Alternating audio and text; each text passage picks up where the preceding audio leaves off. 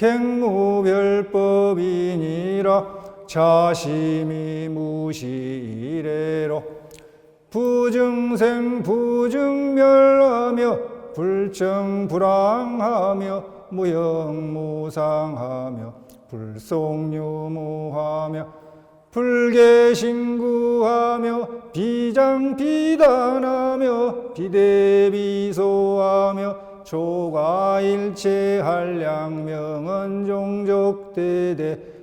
종족대대하야 당체변시라. 통념즉견이 유여허공하야 무유변제하며 불가측탁이니라. 유차일심이 즉시불이니 불여중생이 갱무별이언을 단시중생이 작상외구하야 구지전실이로다. 사불맥불하며 장심작심하면 궁급진영하여도 종불능득이라. 부지 식념망려하면 불자현전이로다나.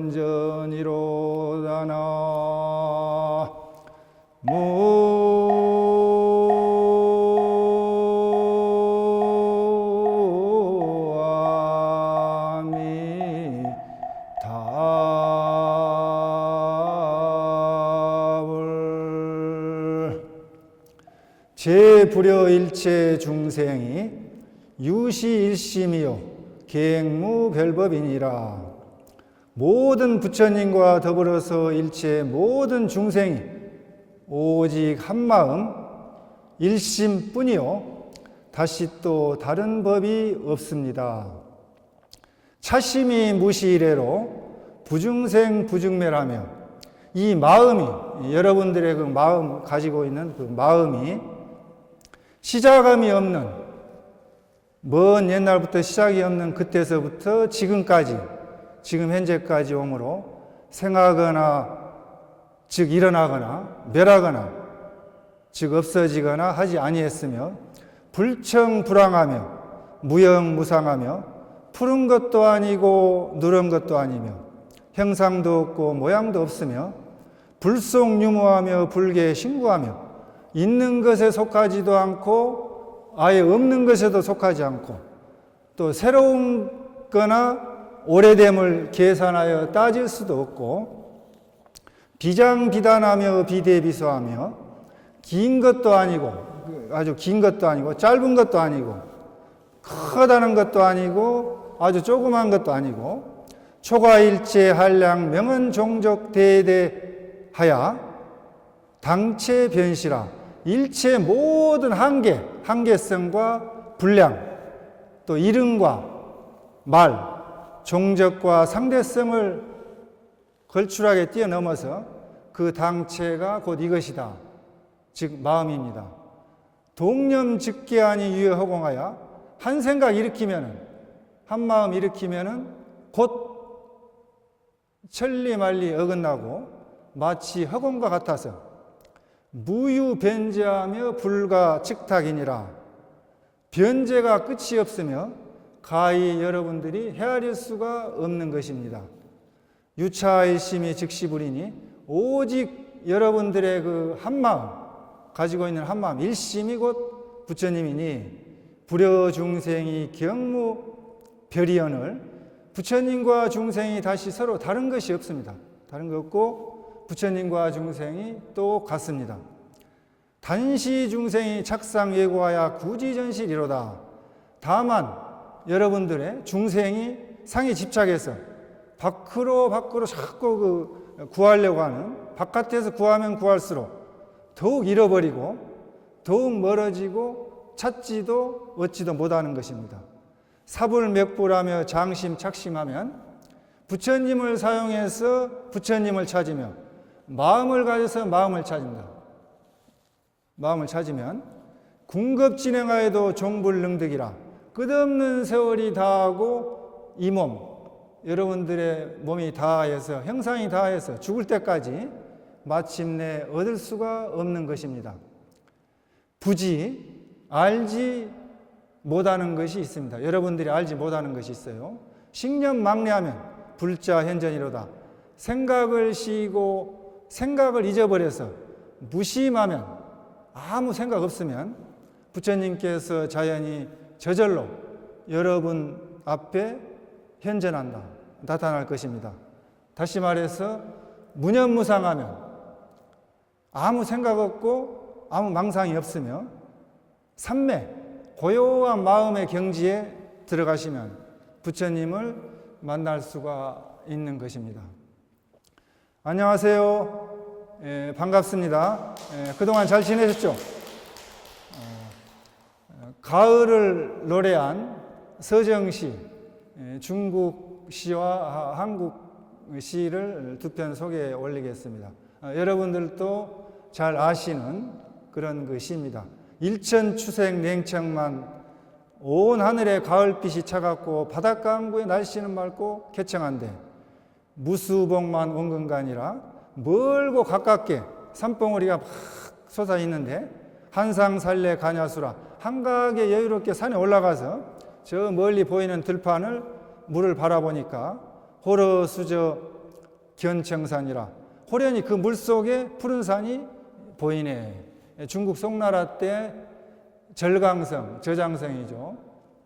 온주시에 계신 옹권 씨가 가을을 노래한 시입니다. 아침에 수성못에 그 포행을 갔는데 수성못에 그 맑은 물에, 가을 들물에, 그 먼물에 그 아파트, 큰 고층 아파트와 그 산들, 그런 그 풍경들이 아주 맑게 호수 속에 잠겨서 비쳤습니다. 또 코스모스 길이 아주 멋지게 피어 있고, 또 단풍이 들어가지고 나뭇잎이 울긋불긋 하는데 청소부들도 막 청소를 하고 아침 운동을 나오신 분들이 운동을 하고 있었습니다. 전형적인 가을입니다. 절강성은 우리나라와 면적이 비슷합니다. 우리나라 인구가 5,200만이고 그런데 약간 좀 많죠. 그래서 비슷한 그런 그 중국의 22개 성 가운데 우리 한국과 비슷한 계절이고 또 비슷한 날씨, 인구도 그렇고 면적도 비슷한 것입니다. 한국의 이진기 시인의 가을을 노래한 시인데 가을이여라는 시입니다. 가을이여라 이진기, 너는 가을 가을이여라. 나뭇잎이 시들어 한 잎 지고 두 잎 지고 소슬바람 불어와 이리저리 흩어져 날리네. 해그림자 짙게 들이우고 사늘이 기돌아 짙은 안개 내려오면 빠르게 지는 해가 야속하고 야속하여라. 열정으로 시붉은 단풍잎은 쌓여만 가는데 사랑으로 샛노란 은행잎은 쌓여만 가는데 앙상한 나목은 상념의 노를 지어 추억으로 흐르누나. 화려함으로 성급히 다가와 쓸쓸한 여운을 남기고 가는 너는 가을 가을이여라. 이진기 시인의 가을이여라 시입니다. 나뭇잎이 시들어서 한 잎 두 잎 지는 너는 가을 가을이여라. 빠르게 지는 해가 야속한 너는 가을이여라. 열정으로 빨갛고 사랑으로 노란 단풍 너는 가을 가을이여라. 잎이 떨어져서 앙상한 가지만 남아서 옛 추억을 하는 나무 너는 가을 가을이여라. 화려하게 성급히 다가와서 마음을 흔들고 쓸쓸한 여운만 남기고 가는 너는 가을 가을이여라. 는 가을을 사람으로 의인화해 가지고 너는 가을이다 하면서 이렇게 그 멋지게 이진기 씨가 노래를 했는데, 참 가을은 여행의 계절입니다. 하늘은 청명하고 높고 단풍이 들어서 좋은 계절에 어디론가 배낭을 메고 정처 없이 마냥 떠나고 싶은, 여행 가고 싶은 계절입니다. 또 가을은 독서의 계절입니다. 시집 한 권이라도, 수필집 한 권이라도, 문학책 한 권이라도 여러분들이 읽고 싶은 그런 독서의 계절입니다. 여행과 독서는 내 자신을 성찰할 수 있는 좋은 그런 수행법입니다. 이 가을에 여행을 가고 싶고 또 바깥으로 막 달려가고 싶은데도 불구하고 우리들 마음속으로, 자기 자신의 마음속으로 여행을 해보는 것도 참 좋겠습니다. 우리는 다른 사람이 쓴 책을 읽는 것도 좋지만 여러분들 자신의 마음속에 있는 책을 읽는 것도 좋겠습니다. 이 아름다운 좋은 계절에 법왕사 법당에 오셔서 여러분 자신의 마음속의 부처님과 만나고 여러분 마음속의 경전을 독서하는 것도 좋겠습니다. 사는 생활이 바쁘고 일상생활에 쫓겨서 바쁘게 살아갑니다. 다들 바쁘게 살아가요. 조그만 틈도 나지 않습니다.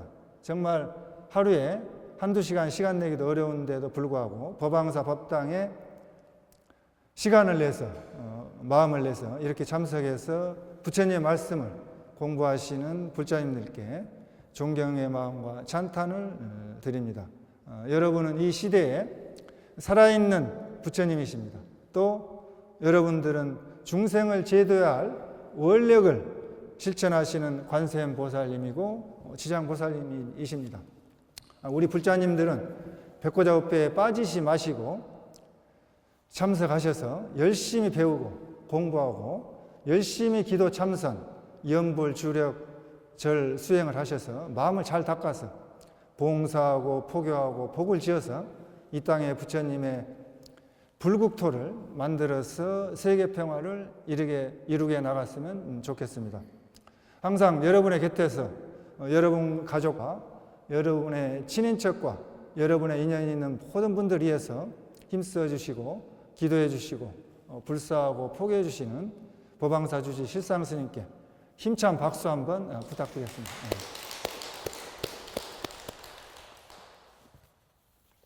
저는 오늘 이 시간에도 여러분과 함께 불교와 효를 주제로 해서 말씀을 나누고자 합니다. 땅에서 넘어진 자 땅을 짚고 일어서자는 그런 말씀이 있습니다. 우리들이 이 세상에 태어나서 맨 처음에 인간관계를 맺은 분이 바로 여러분들 부모님이십니다. 부모님을 출발점으로 해서 이 세상에 오게 된 것입니다. 불교를 알기 쉽게 또 불교를 체계적으로 또 불교를 현실에 맞게 현실적으로 이해하고 실천하는 것이 중요합니다. 우리는 지구상에 넘어져서 지구라는 땅에 떨어졌습니다. 떨어져 왔는데 땅을 짚고 일어나듯이 우리들 부모님의 땅을 의지해서 지구상에 부여받는 숙제를 풀어야 합니다. 따라서 여러분과 함께하는 시간마다 항상 반복해서 권해드리는 기도가 있습니다. 무슨 기도냐? 여러분 들어서 잘 아실 겁니다. 한글 부모원중경을 100일간 매일 강경하는 그런 그 기도입니다. 기도하시는 방법은 아주 쉽습니다.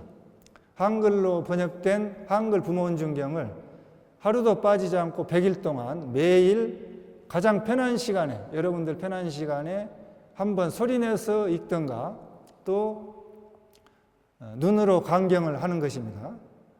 그 다음에는 저금통을 문방구에 가셔도 좋고 마트에 가셔도 좋고 다이소 가니까 그런 저금통들이 많이 있습니다. 그래서 여러분들 가까운 그 가게에 가셔서 저금통을 사셔다가 매일 부모원중경을 독경하시고 저금을 하는 겁니다. 행편껏 저금을 하셔서 100일째 되는 날 저금통을 열어서 여러분의 부모님께 정성 어린 선물을 드리는 것입니다. 또 부모님이 돌아가시고 안 계신 분들은 가까운 사찰에 부처님 전에 공양 올리시거나 스님께 공양을 올리시거나 가까운 이웃의 독거노인이나 사회복지단체에 기부하는 것입니다. 부모원중경을 독경하는 데는 15분이나 20분 정도밖에 걸리지 않습니다. 이 시간에 여러분과 함께 나눌 말씀은 전심법에 나오는 몇 기절의 말씀과 아까 그 법회 시작할 때 외워드리는 그 기절의 말씀과 언론에 보도된 핵가족 고령화 시대의 효에 관한 말씀과 또 아한경에 나오는 효에 관한 부처님의 말씀을 나누고자 합니다. 핵가족 고령화 시대의 효와 아한경에 나오는 효에 관한 말씀은 전번 시간에 말씀을 드린다고 언급을 했는데 시간 관계상 말씀을 못 했었습니다.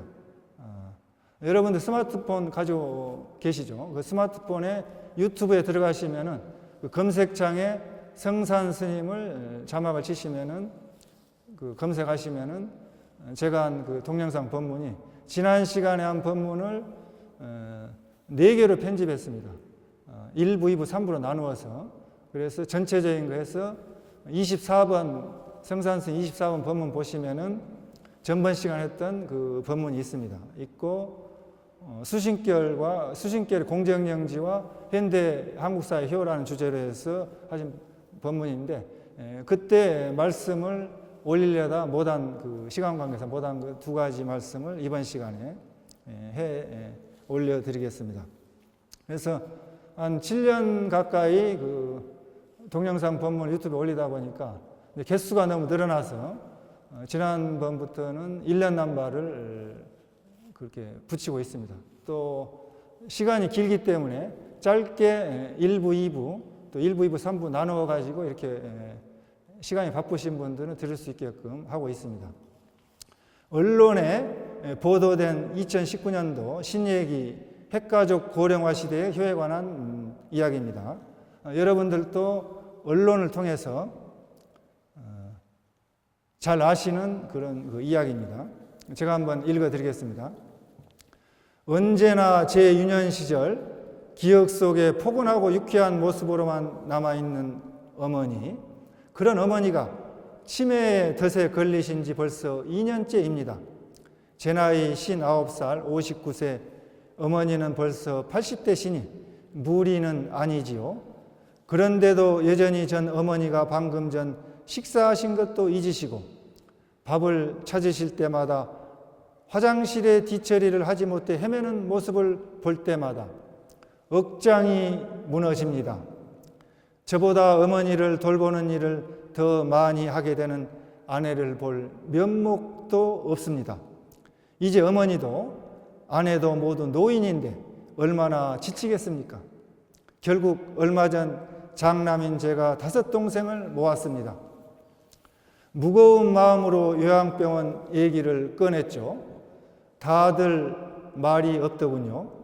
내심 제가 계속 어머니를 모시기를 바라는 눈치였어요. 그래도 저희 가족의 고생을 아니까 차마 말은 못하고 어떡하지? 하고 걱정만 하더군요. 결국 아무런 결론도 내리지 못했습니다. 동생들에게 어렵게 말은 꺼냈지만 저도 사실 결정이 바로 서진 않습니다. 어머니가 우리를 어떻게 키웠는데 요양병원이라니요? 이런 불효자가 있을까요? 매일 마주하는 현실이 너무 어렵습니다. 저는 어떻게 해야 할까요? 59세 된 6남매 장남인 그 고민을 상담하기 위해서 보낸 이야기입니다. 이 이야기 속의 주인공인 59살, 59세 된 6남매 장남의 이야기뿐만이 아니고 지금 현대 한국 사회의 문제가 아닌가 이런 생각을 합니다. 여러분들이 이런 6남매 장남이라면 어떤 결정을 내리시겠습니까? 또 여러분들의 생각으로는 이 59세 된 6남매 장남에게 어떤 도움 말씀을 해 드리겠습니까? 매우 어려운 그런 질문입니다. 그래서 이런 질문에 많은 사람들이 고민합니다. 우리 효 문화에 익숙해져 있는 한국 사람이기 때문에 엄청난 고민을 하고 있습니다. 이 고민을 어떻게 풀어야 하겠습니까? 우리 사회적으로, 국가적으로, 기업이 또 여러분들이 협력해서 풀어가야 할 그런 그 숙제입니다. 20, 30년 전만 해도 부모님을 요양원에 모시는 것에 대해서 있을 수 없는 일이라고 생각하고 당연히 부모님을 집에서 모셔야 된다고 생각을 했습니다. 그러나 이러한 그런 그 생각을 실천하기는 너무나 어려운 현실입니다. 그래서 이런 그 문제를 풀어봐야 될 그런 과제를 한번 이 시간에 같이 고민을 해봤으면 좋겠습니다. 조선시대 효부상을 받았던 사례가 있습니다. 어떤 효행 사례냐면은 20년 동안 하루도 빠지지 않고 시아버지가 저녁에 주무시면서 드실 물을 저녁에 갖다 떠다 드리신 그 며느리가 있었습니다. 그 며느리가 조선시대 조선 정부로부터 효행상을 받았습니다. 그 또 상금에 해당하는 그런 그 땅을 받았는데 얼마나 많은 땅을 받았냐면은 그 동네에 보이는 눈에 보이는 모든 땅들 넓은 땅을 다 국가에서 효부라 해가지고 땅을 그렇게 상으로 줬습니다.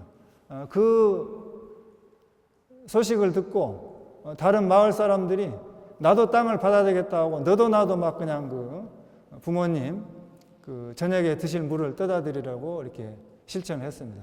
했는데 1년도 못 가서 떠다 드리기 어려운 그런 그 일이 생겼습니다. 정말 그 사소한 일이지만은 20년간 하루도 빠지지 않고 물을 저녁에 떠다 드릴 수 있었다는 것 얼마나 생활이 건실했겠습니까? 그 옛날에 그 부모님을 모시면서 아침 저녁으로 문안 인사를 올리는 그런 그 사자 성어가 있습니다. 혼정신성 동원하청이라고 하죠. 정을혼자, 정할정자, 새백신자, 살필정자, 겨울동자, 따뜻할혼자, 여름하자, 시원할정자인데 혼정은 부모님의 잠자리를 날이 저물면 바르게 준비해드리고 신성, 새백신자죠. 새벽이 오면은 가서 살펴보는 거죠. 혼정신성. 동원, 겨울에는 따뜻하게 해드리고 하청, 여름에는 시원하게 해드린다는 것입니다. 그래서 부모님을 모시는데 이렇게 따뜻하고 시원하게 이렇게 매일 이렇게 문안 인사를 올리는 것입니다. 근데 아주 재미있는 그 여러분들이 잘 아시는 그 이야기를 해드리겠습니다. 다 아시는 이야기지만은 불효자 집안으로 소문난 집안과 효자 집안으로 소문난 집안의 그런 그 이야기입니다. 그러니까 불효자 집안으로 소문난 집에 가서 어떻게 해서 불효자 집안인가 하고 이렇게 관찰했어요. 하니까 저녁에 아버님 그 주무실 이부자리를 깔아드리는데 그 아들이 깔아놓고는 먼저 이렇게 이불 속에 들어가 있었습니다. 근데 불효자 집안으로 가서 이렇게 그 어떻게 하는가 살펴봤는데 그 아버지가 아들한테 하시는 말씀이 아버지 이불에 들어갔다고 해서 건방지다, 불효막심한 행동을 했다고 이렇게 그 아들을 꾸짖으면서 동네에다가 내 아들은 그런 그 불효자라고 이렇게 소문을 냈습니다. 근데 효자 집안으로 소문난 집에 가서 봤는데 똑같은 그런 그 이부자리를 깔아드리는데 그 효자 집안의 아들도 이부자리를 깔아드리고 이불 속에 들어가 있었어요. 그러니까 아버님이 오시더만 참 착하고 기특하다.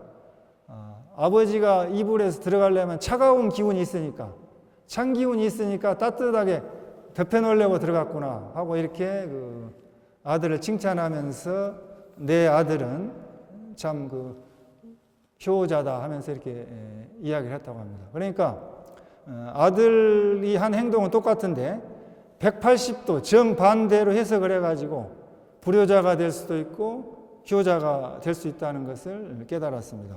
그렇습니다.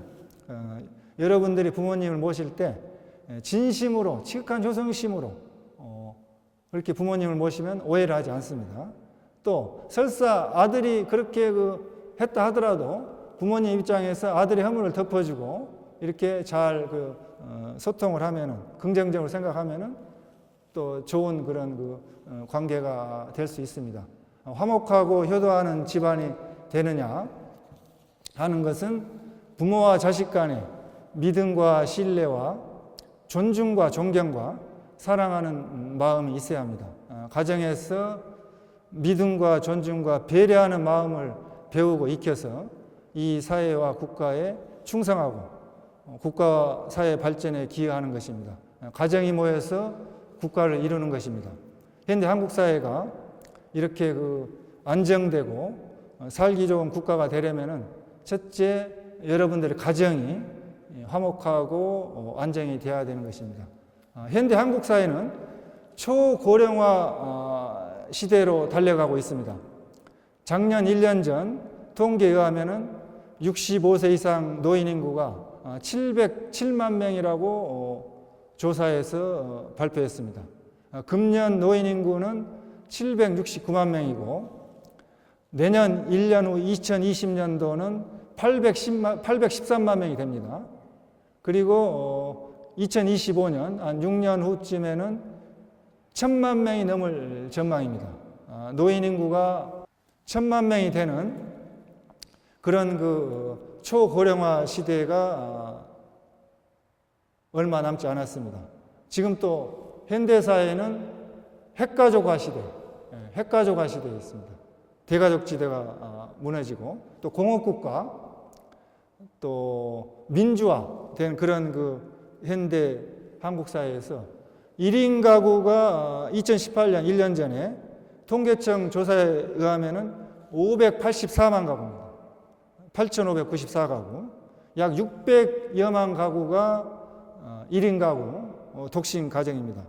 대한민국 전체 가구 수의 29.3%, 약 30%에 가까운 1인 가구가 되어가고 있습니다. 또 독거노인이 늘어나고 있어요. 독거노인이 늘어나고 있어서 남편이 먼저 돌아가시거나 부인이 먼저 돌아가셔서 자식들은 다 결혼시키고 해가지고 농촌 시골에 가봐도 홀로 사는 노인분들이 많습니다. 80대, 70대 후반 노인분들이 많습니다. 그분들이 다들 혼자 살고 있어요. 그래서 저도 반찬 배달을 한번 충청도 지역에 한번 복지센터에서 자원봉사를 같이 한번 가봤는데 도시에도 그렇고 공익요원도 이렇게 나오고 이렇게 해서 같이 가봤는데 정말 쓸쓸하게 살고 있습니다. 그래서 지금 우리 현대 한국 사회는 이런 노인 문제가 심각한 그런 시대에 살고 있습니다. 그래서 부모님을 모시지 못하게 되어가지고 부득이한 사정으로 요양원이나 요양병원에 모실 수밖에 없다고 한다면 도움이 될 수 있는 말씀을 드리고자 합니다. 21세기 현대 한국 사회가 요양원이나 요양병원으로 좀 부정적인 이야기로 현대판 고래장이라는 그런 좋지 않는 오명을 쓰고 있습니다. 그런데 그런 현대판 고래장이라는 그런 오명을 벗어나려면은 제대로 된 질 좋은 서비스를 해드리는 친부모님을 모시는 것 같은 그런 사회복지시설이 되어야 합니다. 요양원에 모시더라도 국가와 기업과 국민이 협력을 해가지고 사회적인 노력이 필요합니다. 전국에 약 3,300여 개의 요양원이 있습니다. 요양원이 있는데 수용 인원은 16만 명 정도밖에 되지 않습니다. 정원 규모가. 질 좋은 서비스는 보장되지 않고 있습니다. 그래서 국가에서 운영하는 요양원이나 지방자치단체에서 운영하는 요양원을 선호하는데 2018년 6월 기준, 작년 1년 전 기준 통계에 의하면은 전국의 국가나 지방자치단체 운영하는 요양원이 3,300개 중에서 108개밖에 안 됩니다. 턱없이 부족합니다. 2% 정도밖에 안 되는데 또 요양원에 모시는 노인이 15명 안팎의 영세한 소규모의 요양원은 관리 사각지대에 놓이게 됩니다. 그래서 굉장히 이 현대 한국 사회가 요양원이나 요양 시설에 모시는 것도 정말 걱정입니다. 걱정인데 요양병원의 홈페이지에 들어가시면은 적정성 평가를 해가지고 1등급에서 5등급까지 이렇게 평가를 해가지고 이렇게 요양병원을 점수를 매겨서 병원 평가 정보에 나와 있습니다. 그래서 여러분들이 요양병원에 모시게 될 경우에는 국민건강보험공단 병원 평가정보에 들어가셔가지고 3등급인가 5등급인가 이렇게 검색할 수가 있습니다. 좋은 곳인지. 도시에는 1등급이 많이 몰려 있고 강원도 자체에는 요양병원이 하나도 없습니다. 그러니까 시골에 계신 분들은 정말 모시기가 어렵게 되고, 또 요양병원에 B급의 항목이 있어요. B급의 항목 중에서 주 결정된 요소가 간병비입니다. 간병비. 그래서 간병비가 중요한데, 간병인 한 명이 여러 사람을 모시게 되면은 간병 비용은 부담은 덜하지만은 간병 시간은 줄어듭니다. 그래서 여러분들 부모님들이 혹시 간병 시간이 많이 필요하다 하면은 그런 걸 또 참고를 해야 됩니다. 또 요양원과 요양병원이 외부에 개방된 시설인가 그것을 또 살펴봐야만이 불미스러운 일이 발생할 확률이 적고, 또 자녀분들이 자주 찾아뵐 수 있는 가까운 곳에 모시는 것이 좋다고 전문가들이 이렇게 말씀을 하고 있습니다.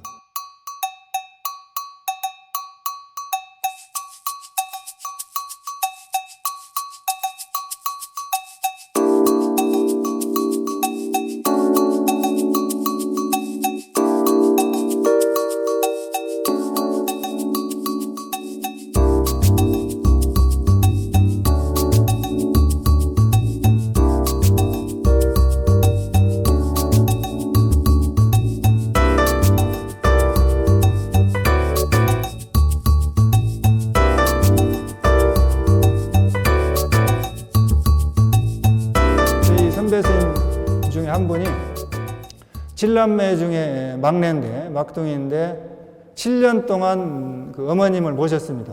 한 10여 년 전 이야기인데 모셨는데, 어머님께서 이렇게 거동이 불편하셔가지고 도저히 모시기가 어려운, 불가능해서 그 경기도 지역에 있는 요양원에 모셨는데 매일 자주 찾아가서 뵐 수가 없는 겁니다. 그 옆에 방을 얻어놓고 살지 않은 이상은.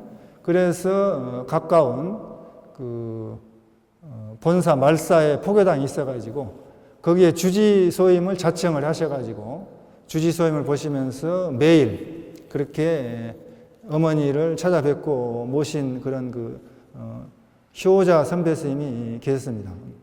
또 가정에서 돌보는 역할과 사회적 제도로서 어르신을 돌보는 역할이 유기적으로 이어져서 끊어지지 않게 하려면은 가족을 대신해 가지고 아프신 어르신의 손과 발이 되어줄 수 있는 직업인이 있어야 됩니다.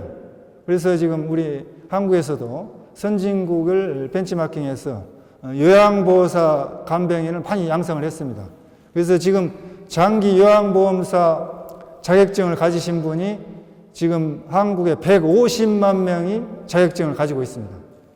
150만 명이 자격증을 가지고 있는데 2년 전 통계에 하면은, 2017년 통계에 하면은 활동하신 요양보호사가 34만 6,241명, 약 35만 명 정도밖에 안 됩니다. 그러니까 약 115만 명 정도는 장롱 자격증을 가지고 활동을 하지 않고 있습니다. 그래서 방문 요양보호사는 28만 4,144명, 약 83.4%가 활동을 하고 있고, 장기 요양보호시설에는 6만 4,179명, 18.8%가 활동하고 있습니다. 그래서 150만 명의 자격증을 가진 그런 인력풀이 많이 있음에도 불구하고 35만 명밖에 활동하고 있지 않는 현실에서 약 100여만 명의 요양보호사 자격을 가진 인력을 활용할 제도적 시스템과 대안을 마련할 필요가 있지 않나, 이런 생각을 해봅니다. 핵심은 뭐냐? 요양보호사의 처우 개선입니다. 그리고 한국의 전통 효문화 계승 발전을 해서 내 부모님을 모시는 것처럼 노인을 공경하는 그런 사회적 문화를 만들어 가야 되지 않나, 이런 생각을 해봅니다. 한국은 2012년 7년 전이죠. 기업에서 90일간 3개월간 사용 가능한 간병휴직제도를 만들었습니다. 간병휴직제도라는 것은 무엇이냐면은 가족을 돌보는 휴직제도예요. 그러니까 자기 가족을 돌보겠다면은 3개월간 휴직을 할 수가 있습니다. 직장을 그만두지 않고. 그래서 직장에서 가족을 간병할 수 있게 공식적으로 제도를 만들었는데 무급입니다. 월급을 주지 않아요. 그래서 한국의 직장인들은 월급을 보전해주지 않는 그런 그 무급을 감당하면서까지 휴직을 하면서 가족을 간병할 만한 여유가 있는 사람이 많지가 않습니다. 않기 때문에 간병휴직을 포기하는 사람이 많고 월급을 보전받는 다른 휴직제도가 있는데 그것은 뭐냐면은 그 육아휴직.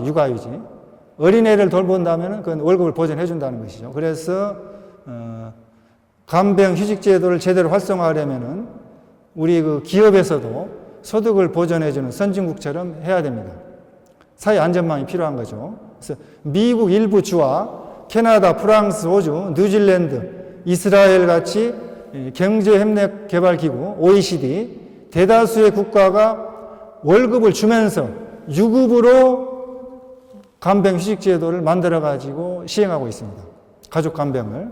한국도 이러한 그 선진국의 시스템과 제도의 사례를 잘 참고해서 국회에서 어떤 입법 활동을 하든가 또 국가 정책적으로 기업과 연계해서 실천했으면 얼마나 좋겠습니까?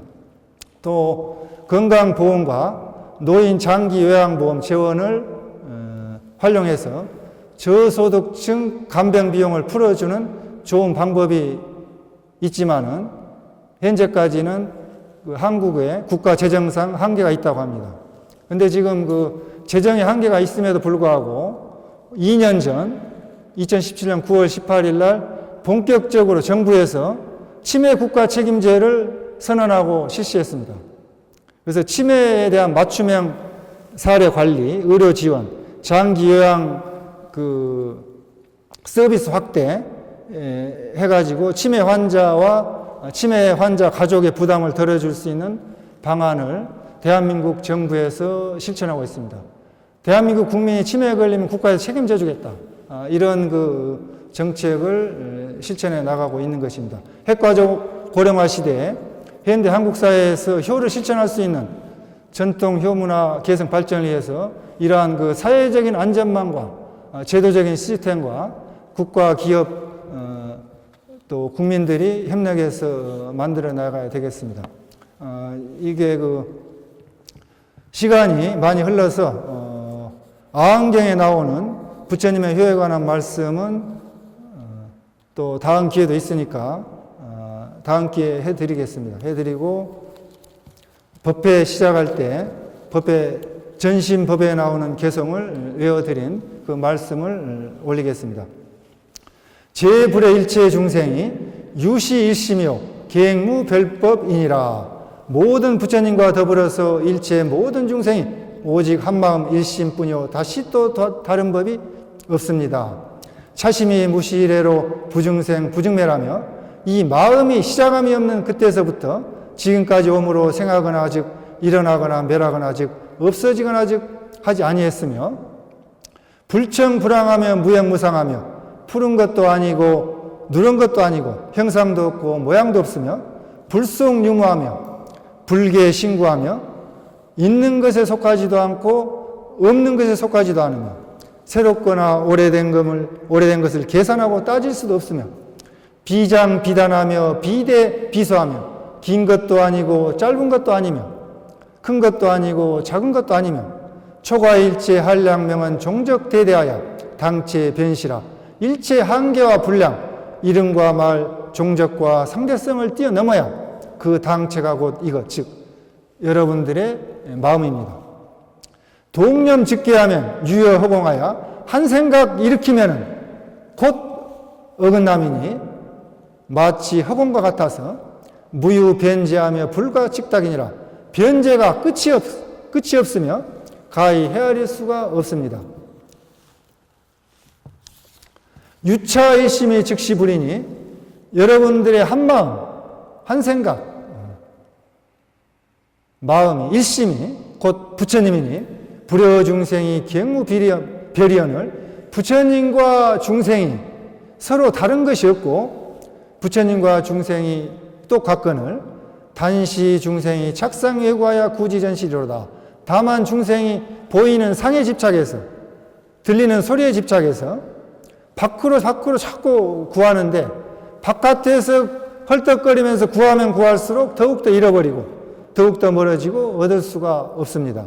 사불맥불하며 장심 착심하면 부처님을 사용해서 부처님을 찾으며 마음을 가져서 마음을 찾으며 궁급 진행하여도 종불능득이라 끝없는 세월이 다하고 이 몸 행상이 다하여 마침내 얻을 수가 없습니다. 다한다 해도 부지 알지 못하는 것이 있습니다. 알지 못하는 것이 무엇입니까? 다음과 같습니다. 식념망래하면 불자연전이로다. 생각을 쉬고 생각을 잊어버려서 무심하게 되면은 부처님께서 자연히 여러분 앞에 여러분 앞에 나타날 것입니다. 다시 말해서 무념무상하면 아무 생각 없고 아무 망상이 없으면 고요한 연불산매, 화두산매, 주력산매, 독경산매, 강경산매, 절산매, 일산매, 산매에 들어가시면은 여러분들이 부처님을 만날 수 있고 나타날 것이라는 말씀입니다. 제불의 일체 중생이 유실시며 갱무별법이니라. 모든 부처님과 모든 중생이 오직 이 한 마음이 곧 부처님이요 마음이 곧 중생입니다. 마음과 부처님과 중생이 하나입니다. 둘이 아닙니다. 따라서 또 다시 다른 법이 있을 수 없습니다. 오직 이 한마음 일심이 부처님이요 이 한마음 일심이 중생입니다.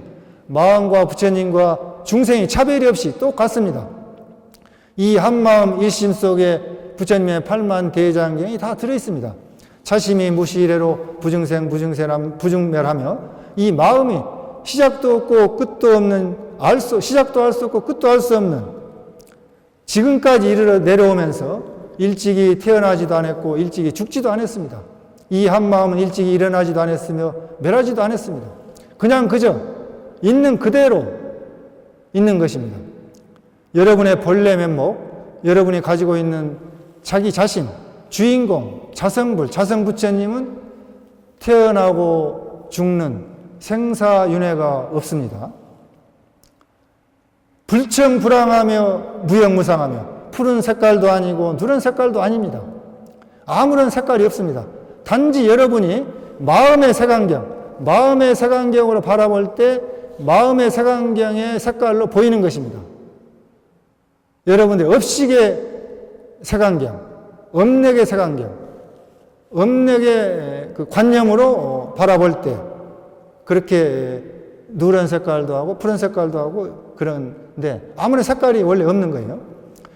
또 여러분들이 행태에 따라서 여러분들의 업력의 그릇에 따라서 동물의 그릇, 식물의 그릇, 그런 그 사람의 그릇에 담긴 모양도 없다는 것이죠. 본래 모양이 없다는 것입니다. 불성유무하며 불계신고하며 있지도 않고 없지도 않습니다. 있는 것에 속하지도 않고 없는 것에 속하지도 않습니다. 또 새로운 것도 없습니다. 또 오래된 것도 없고 역사도 없고 시작도 없고 끝도 없기 때문에 처음이다 끝이다 중간이다 이게 없는 거예요. 처음과 끝과 새로운 것과 오래된 것을 계산할 수도 없습니다. 참으로 알 수가 없는 것입니다. 여러분의 한마음은 참으로 묘하고 묘한 것입니다. 비장비단하며 비대비소하며 길지도 않고 짧지도 않고 크지도 않고 작지도 않습니다. 도대체가 알 수가 없는 것입니다.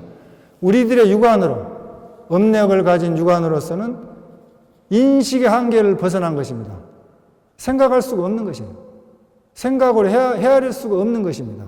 그런데 생각으로 헤아릴 수 없는 것을 자꾸 생각으로 헤아리려고 하니까 업력으로 찾을 수도 없고 알 수도 없고 찾지도 못하고 계속 다람쥐 쳇바퀴 돌듯이 도는 것입니다. 초가일체 한량명은 종적대대하여 당체 변시라.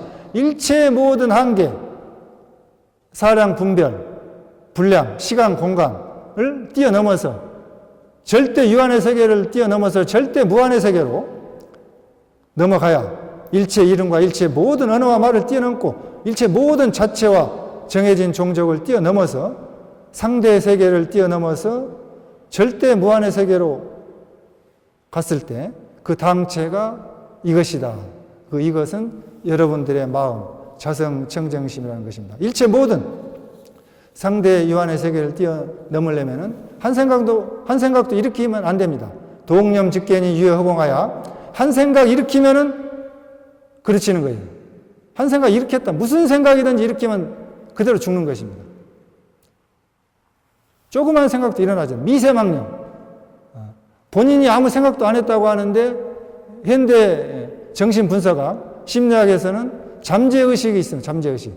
여러분들이 생각하는 드러난 부분은 얼음이 물 위에 떠 있는데 3분의 1밖에 떠 있지 않아요. 3분의 1밖에 떠 있지 않습니다. 여러분들이 모르는 마음이 3분의 2나 됩니다. 그 3분의 2. 한 생각 일으키지 안 해야 돼요. 그래서 즉시에 어긋나고 즉시에 죽어버리는 것입니다. 한 생각 일으키면 곧 한 번 태어나고 한 생각 일으키면 한 번 죽고 즉시에 어긋나고 낭떠러지에 떨어지는 것입니다. 따라서 어떤 생각도 일으키지 않고 마음을 허공처럼 텅 비워서 저 가을의 들물처럼 투명하고 깨끗해야 되는 것입니다. 아무런 생각 없이 무심해야 됩니다. 무심삼매에 들어가야만이 여러분들의 마음을 만날 수가 있는 것입니다. 법왕사 법당에 오셔서 무심삼매에 빠르게 들어간다면 얼마나 좋겠습니까? 그 무심삼매에 들어가게 열심히 한번 기도를 해 보시고 정말 연불삼매에 들어가서 나도 잊어먹고 우주 공간도 잊어먹고 나라는 생각, 살아있다는 생각 모든 거 잊어먹고 부처님과 하나가 되는 그런 화두삼매, 주력삼매, 연불삼매, 독경삼매, 절삼매, 일삼매, 삼매에 들어갔으면 좋겠습니다. 무유변제하며 불가측탁이니라. 여러분의 허공과 같이 텅 빈 마음은 끝이 없고 변제가 없고 끝없이 광활합니다. 그리고 여러분의 생각의 한계를 벗어났기 때문에 헤아릴 수가 없습니다. 법도 도자는 헤아릴 탁자로 읽습니다. 그래서 불가측도가 아니고 불가측탁으로 읽습니다.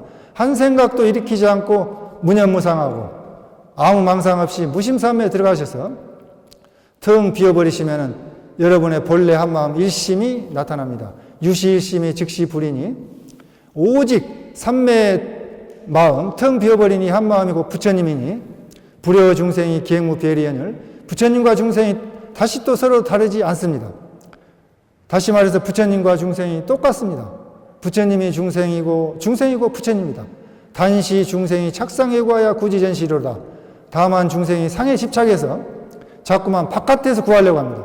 여러분들이 자꾸 바깥에서 구하려고 해요.